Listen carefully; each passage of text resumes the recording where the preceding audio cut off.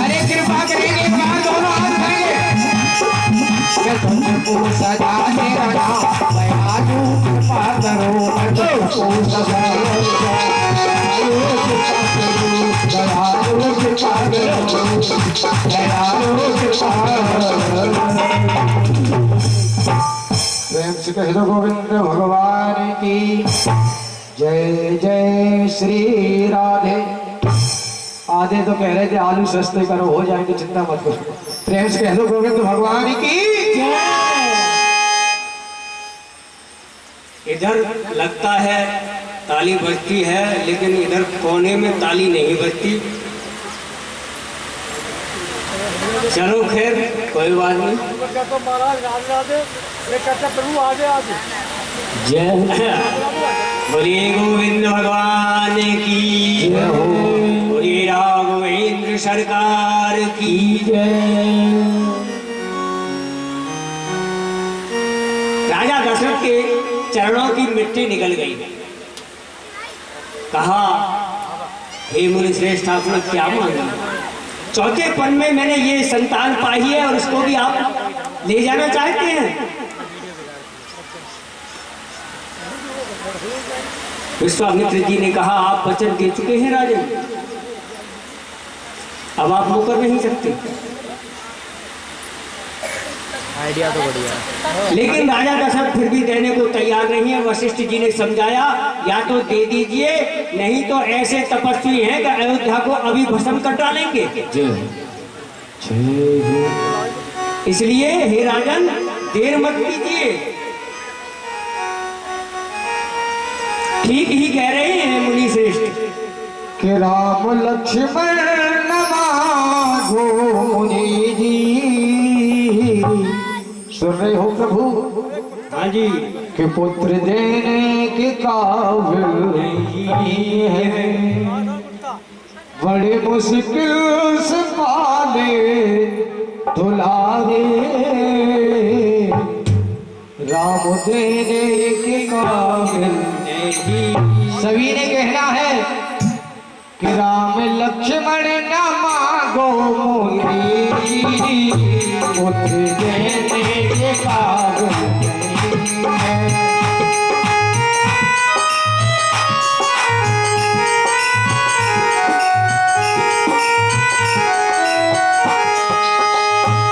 राम लक्ष्मण न मांगो मुनि जी, पुत्र देने के काबिल नहीं है।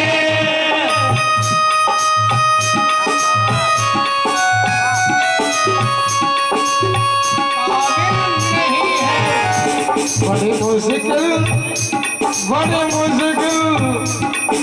मुश्किल से पाले दुलारे, बड़े मुश्किल से पाले दुलारे। लाल देने के काबिल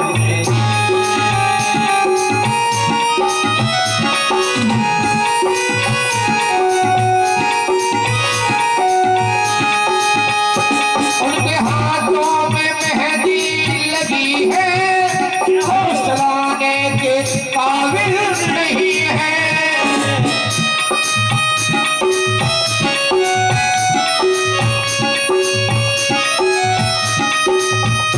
उनके हाथों में मेहंदी लगी है, धनुष चलाने के काबिल नहीं है। राम लक्ष्मण ना मांगो मुनि जी, पुत्र देने के काबिल।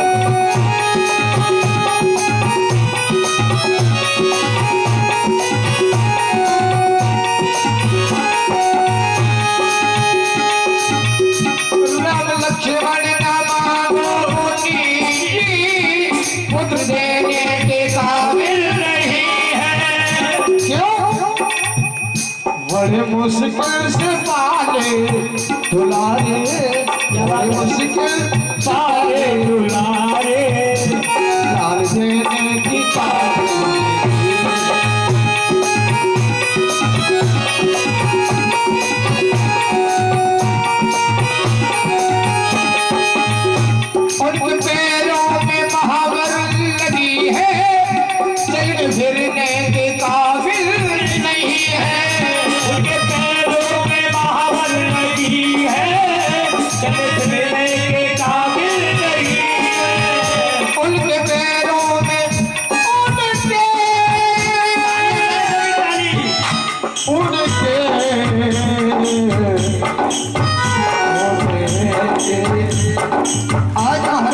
समझाए के बोले हे प्रभु, यदि खेती बाड़ी मकान दुकान कोठी बंगला सोना चांदी इत्यादि हीरे मोती कुछ भी मांग लेते, हमने चौथे पद में ये बालक पाई है प्रभु, कैसे दे दूं मैं? विश्वामित्र के कहने लगे समझ जाओ, मैं वही विश्वामित्र हूँ जो तेरे कुल में जो हरिश्चंद्र हुए थे ना, मैंने एक नीच के यहाँ जल भरवा दिया था, समझ रहे हो दशरथ? महाराज दशरथ जी के समझ में आई गई है।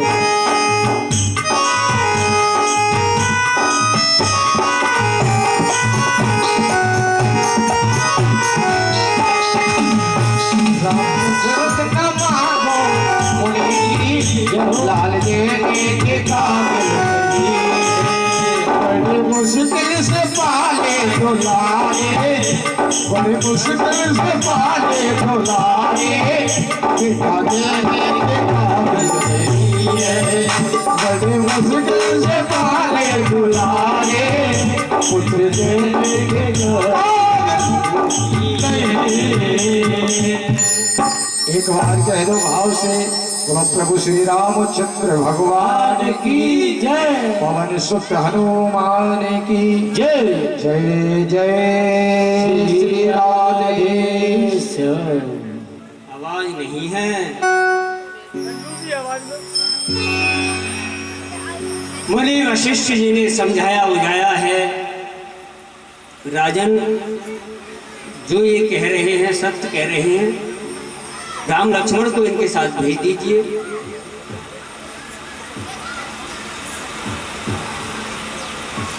मुनि के कहने पर राम लक्ष्मण को मुनि के साथ भेज दिया। अब जितने भी ऋषिगण थे वन में, उनके सबके यज्ञ सफल होने लगे, क्योंकि भगवान राम और लक्ष्मण दोनों ही धनुष लेकर के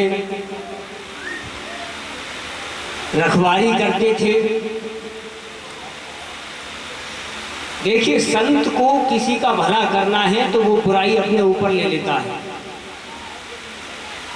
संत दूसरे की निंदा नहीं करता है, संत दूसरे की भलाई में अपनी जान तक दे डालते हैं।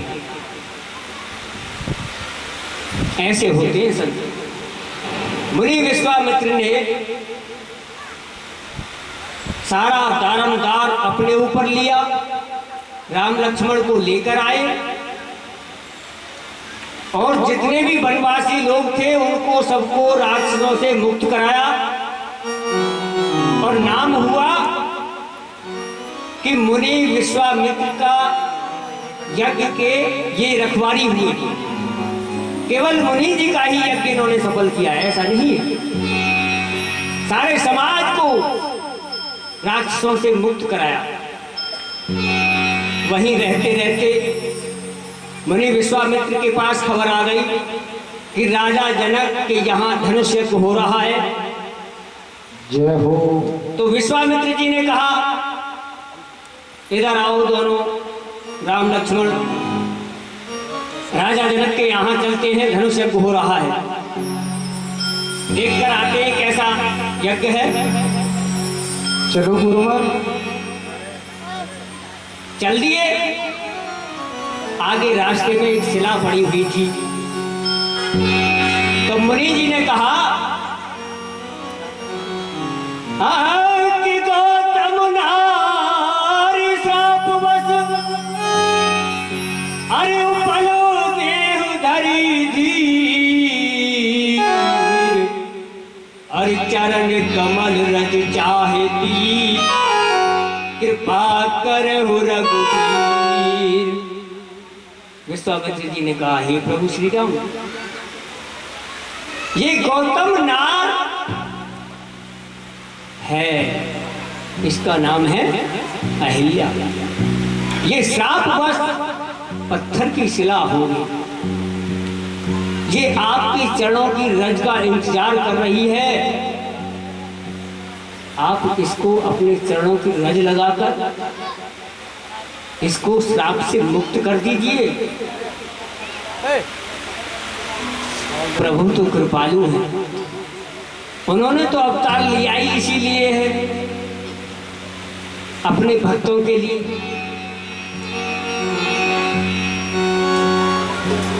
वहां प्रभु ने चरण रज लगाकर पत्थर की शिला से मुक्त कर दिया। एक अर्थ इसका यह भी है कि एक स्त्री को आपने नकार दिया, समाज से वंचित, और भगवान राम ने उस स्त्री की पुनः समाज में इज्जत दिलवाई, उसको प्रतिष्ठित किया। लेकिन गोस्वामी तुलसीदास ने श्रापवश लिखा है, ठीक ही लिखा है भक्ति भाव से, और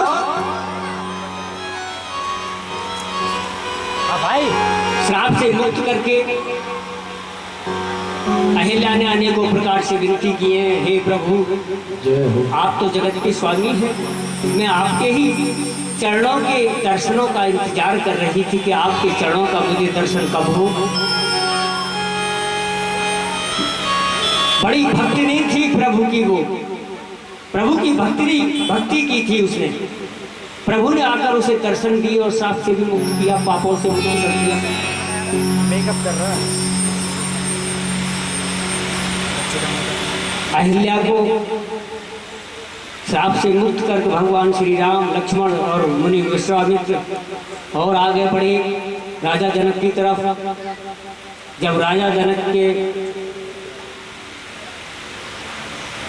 सीमा में पहुंच गए तो जनक को सूचना मिली कि मुनि श्रेष्ठ आ रहे हैं। मुनि श्रेष्ठ उन्हें लेने के लिए ब्राह्मणों को लेकर साथ में पहुंचे और उन्हें समाज सहित, इज्जत सहित लेकर के आए, उनको ठहराया। वहीं पर और बहुत बहुत दूर के राजा महाराजा आए हुए थे धनुष यज्ञ में। बड़े बड़े वीर, बड़े बड़े मूंछों वाले, बड़े बड़े टांगों वाले, बड़े बड़े हाथों वाले, बड़े बड़े धनुष वाले, बड़े बड़े तलवारों वाले और बड़े बड़े सिरों वाले।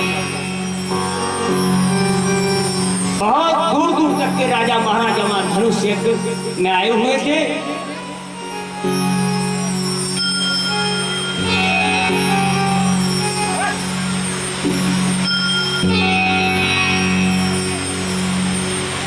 जब जनक जी ने इनको वहां पर ठहरा दिया तो शाम का समय हुआ। राम लक्ष्मण दोनों मुनि श्रेष्ठ के पैर दाबने लगे। आजकल कोई गुरु के पैर दाबता है? नहीं। माँ बाप के पैर दाबता है? नहीं। बोलिए गोविंद भगवान की जय। बात वहीं आकर घटती है संस्कारों पर। इधर राम लक्ष्मण दोनों पैर दाबने लगे गुरु मुनि जी के, गुरु विश्वामित्र के। तो राम के मन में आया कि जनकपुर देख करके आए। उन्होंने लखन जी पे डाल के कह दिया कि लखन हृदय लालसा विशेषी और जाए जनकपुर आयस देखी।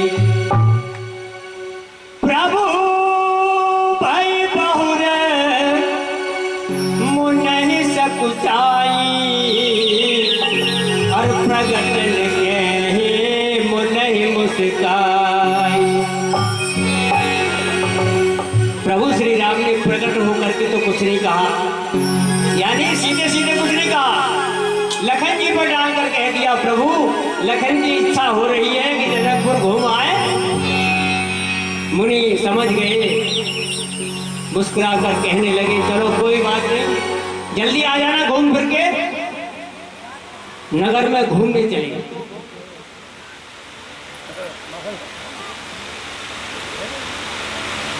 जब नगर में घूमने निकले तो उन्हें भी देखने वालों की भीड़ लग गई।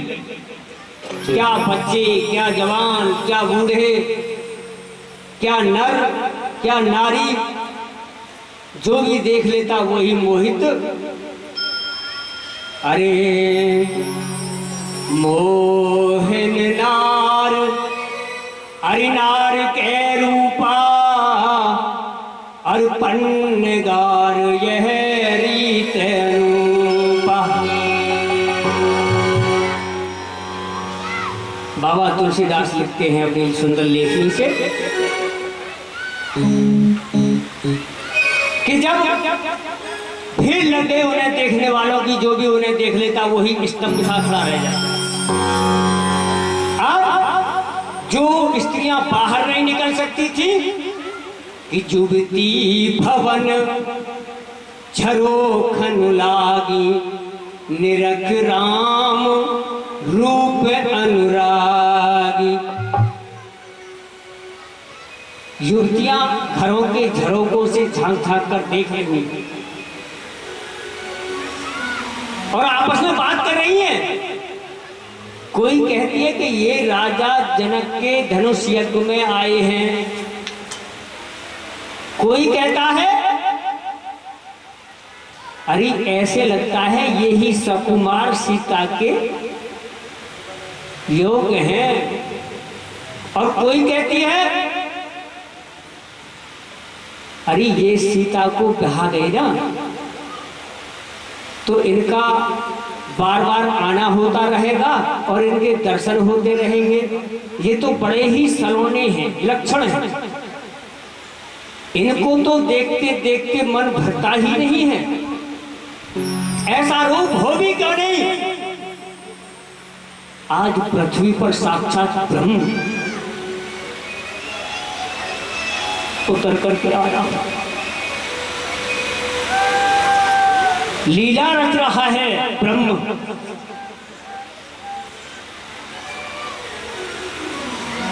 जो भी देखता है वही स्तंभ सा खड़ा रह जाता है। जनकपुर देखकर सोचा कि मुनि कुछ कहेंगे, देरी हो गई, चलो। पुनः पहुंचे मुनि श्रेष्ठ के चरणों में, प्रणाम किया, रात्रि भोज हुआ। रात्रि भोज के बाद फिर शयन हुआ। प्रातःकाल फिर उठे, मुनि के चरणों में दंडवत प्रणाम किया दोनों भाइयों ने, और मुनि जी ने कहा जाओ पुष्प वाटिका से मेरे लिए पूजा के लिए फूल लेकर के आओ। जय हो। इधर सीता जी भी पूजा के लिए पुष्प लेने अशोकमय पुष्प वाटिका चली। साथ में अरे संग सखी सब सुभग सयानी, अरे गावयु गीत मनोहर बानी। सारे समीप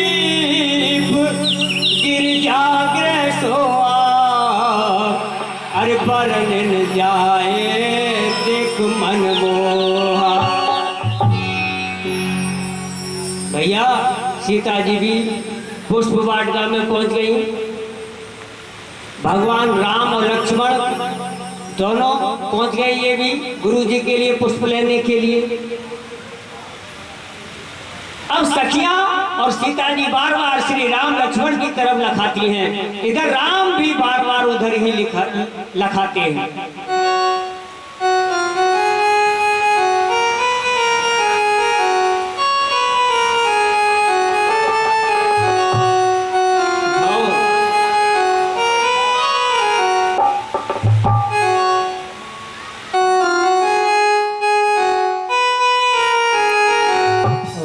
देखे सिया और सिया राम को, चारों अखियां लड़ेगी।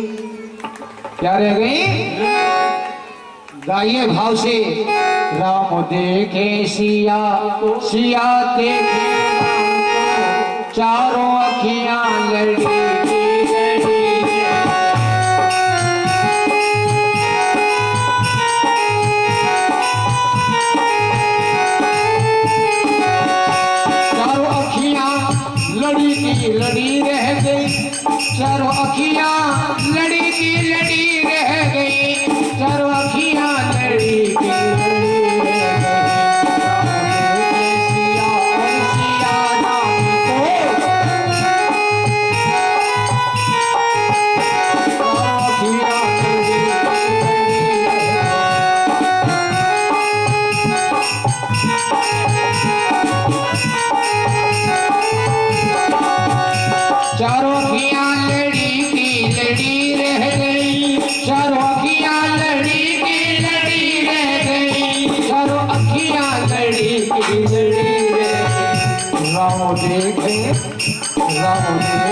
सिया और सिया राम को सिया और सिया राम को चारों सिया लड़ी है।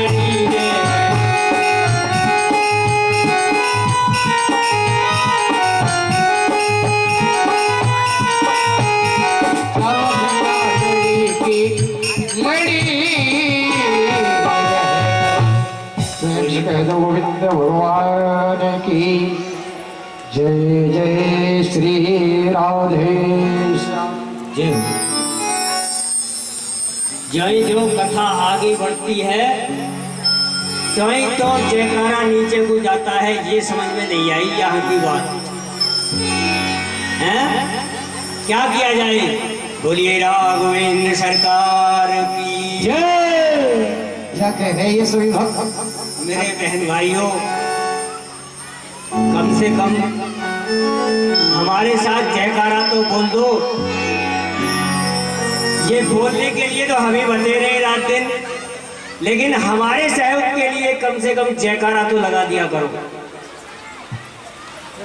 बोलिए राघवेंद्र सरकार की, बोलिए राघवेंद्र सरकार की। ये जब तक लगता ही रहेगा जब तक यहाँ तक आवाज नहीं आएगी। ओमवीर सिंह भी नहीं बोल रहे, क्या बात है? बोलिए राघवेंद्र सरकार की जय।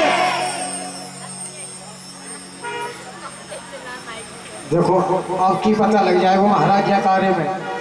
पहले हमारी माताएं बोलेंगी, फिर हमारे जो भैया बैठे ना पीछे, हाँ अगर वो शेर है तो ये कम थोड़ी ना। पहले माता बोलेंगी फिर पिता बाद में। हाँ पिताजी बाद में बोलेंगे, ठीक है। मेरी माताएं बहनेंगी दोनों हाथ उठा करके बोलेंगी, ठीक है। बोलो भगवान की। क्या बात है, वास्तव में दम है। अब हमारे पीछे जो भैया बैठे, पिताजी बैठे, वो बोलेंगे बोलो हरि लाल की जय। ये पक्ष लिया गया है नहीं। देखो अब दोनों में तो जीत भई नहीं है। बोलिए राघवेंद्र सरकार की। क्या बात है, हम जीते। इधर से सीता माता, उधर से भगवान श्री राम। इनकी आपस में आंखियां लड़ गई भैया, और आंखियां लड़ने के बाद क्या होता है ये तो प्रभु ही जाने। भगवान राम ने जब ही लक्ष्मण से कहा है कि हे लखन, मुझे लगता है कामदेव ने विश्व को जीतने के लिए डंके में चोट मारी है। लखन सुन रहे हैं और राम कह रहे हैं कामदेव आज प्रचंड रूप में आने को कह रहा है। तरह तरह से लखन को बता रहे हैं। लखन जी ने भी कहा है हाँ भैया कुछ ऐसे ही लगता है। वहां से सीता जी पुष्प लेकर, इधर भगवान राम पुष्प लेकर मुनि श्रेष्ठ के चरणों में आ गए और पूजा पाठ करके उधर धनुष की तैयारी चल रही थी राजा जनक के यहाँ। राजा महाराजा सब अपनी अपनी सीटों पर आकर बैठ गए और भैया धनुष रख दिया गया है। धनुष उठाने के लिए अनेकों राजा थक हार गए, लेकिन किसी से उठा नहीं। उससे पहले छोटा सा प्रसंग हो रहे बीच में कि सीता जी गिरजा जी के मंदिर गई हैं पूजा करने के लिए। भगवान राम तो मुनि श्रेष्ठ के चरणों में आ गए पूजा करवाने के लिए, और सीता जी पुष्प वाटिका से गिरजा जी के मंदिर गई और वहां जाकर कहने लगी कि जय जय हरि गिरवर राज किशोरी, जय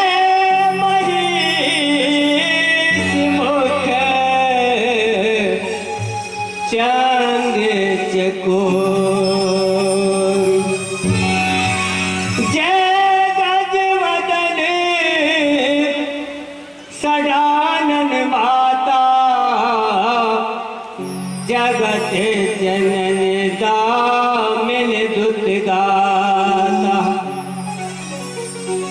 कर सो जाते हैं क्या? बोले राघवेंद्र सरकार की जय बोले राघवेंद्र सरकार की जय। गिरजा जी के मंदिर गई सीता जी और वहां जाकर गिरजा जी की पूजा करने लगी कि जय जय गिरवरुराज किशोरी, जय महेश मुख चंद्र चकोरी, जय गजवदनो सडानन माता, और जगत जनन दामिन दुत गाता। मेरे बहन भाइयों, बालकांड में ये चौपाई आती है। ये 8-10 चौपाई है, एक दोहा पहले है और एक दोहा बाद में। जिन कन्याओं के लिए वर सहज नहीं मिलता है और जिन वर के लिए कन्या सहज नहीं मिलती हैं, इन चौपाइयों का 3 महीने लगातार अध्ययन करा दीजिए, पूजा करा दीजिए, उससे पाठ करा दीजिए, मैं लिख कर दे सकता हूं। उनका काम सहज और जल्दी हो जाए। ये इसी मतलब की चौपाइयां हैं। सीता माता ने मांगा है गिरजा जी से जाकर कि हे गजानन की माता, हे मां पार्वती, दुर्गे अंबे जगदम्बे तेरा नाम है, नाना प्रकार से पूजा की है कि जो मेरा मनोरथ है वो पूरा हो जाएगा। कि मोर मनोरथ जाने उनके, मेरे जो अंदर का मनोरथ है आप जानती हो, प्रभु जानते हैं हमारे आपके मनोरथ को क्या चाहिए, कहने की जरूरत नहीं।